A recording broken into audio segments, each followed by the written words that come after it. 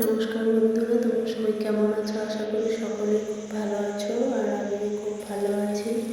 তো চলে এলাম আর একটা নতুন ব্লগ নিয়ে। তো আজকে রান্না করেছিলাম সয়াবিন কষা। তো দেখতেই পেলে প্রথমে আমি সয়াবিন আলুগুলোকে ভেজে নিই, তারপর ফোড়নে তেজপাতা, শুকনো লঙ্কা, দারচিনি দিয়ে তারপর মশলাগুলো দিয়ে দিয়েছি। এতে মশলাতে ছিল আদা রসুন পেস্ট, টমেটো পেস্ট, পেঁয়াজ পেস্ট আর জিরে বাটা, আর ছিল শুকনো লঙ্কা বাটা। এই তো এই মশলাগুলো দিয়ে ভালো করে কষিয়ে নেব ততক্ষণ না তেল ছেড়ে দিচ্ছে। তেল ছেড়ে দেওয়ার পর আমি আলুগুলোকে দিয়ে দিলাম, তারপর সয়াবিনগুলো দিয়ে দেবো।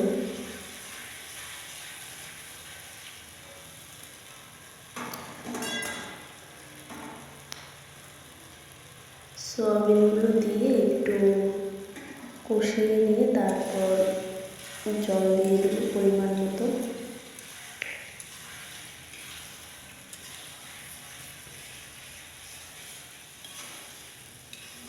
আর আজকে আমি রান্না করছি কারণ আজকে গ্যাস শেষ হয়ে গেছে, ওই কারণে রান্না করতে হচ্ছে। আর আমাদের দুটো ক্যাপাসিটি আছে, উনুনের ঘরও আলাদা আছে আর গ্যাসের ঘরও আলাদা আছে। এখন গ্যাসের যে পরিস্থিতি, এখন উনুন ছাড়া বলতে নেই।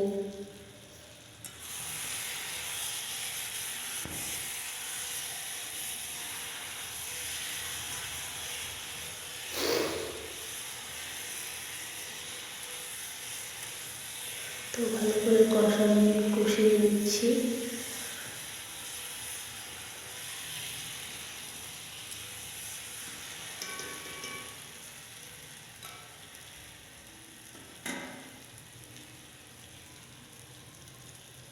জল দিয়ে দিলাম পরিমাণ মতো।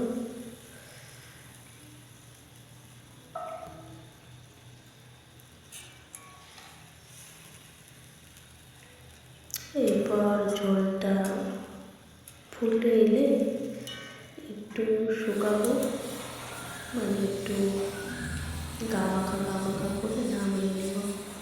এর মধ্যে চলে এলো বৃষ্টি, ঝড় হচ্ছিল।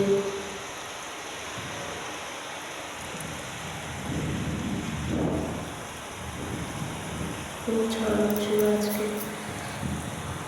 বৃষ্টি পড়ছে প্রচণ্ড। দেখো প্রথমে গাছগুলোকে দেখো, তাড়াতাড়ি রান্নাটা করে নিলাম। দেখো দিয়ে জলটাও শুকিয়ে এসছে, আলুটাও সেদ্ধ হয়ে গেছে। এরপর আমি নামিয়ে নেব।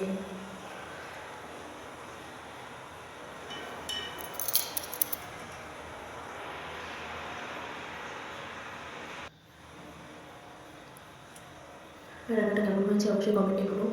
যদিও আমি ভালো রান্না করতে পারি না, তবুও যতটুকু পারি তোমাদের সামনে তুলে দেওয়ার চেষ্টা করি। দেখো কত জোরে বৃষ্টি হচ্ছে, আর ওই যে মানে আমি জুম করে দেখাতে পারছি না, বৃষ্টির জন্য ভালো করে ফোকাস নিচ্ছে না। ওখানে একটা পাখি ছিল ঝড়ের মধ্যে আটকে পড়েছে বেচারা, বৃষ্টির মধ্যে ভিজছে, দেখে কষ্ট লাগছে খুব আমার। তো ভিডিওটা ভালো লাগলে অবশ্যই চ্যানেলকে সাবস্ক্রাইব করে দিও আর লাইক কমেন্ট শেয়ার করে দিও। Thanks for watching.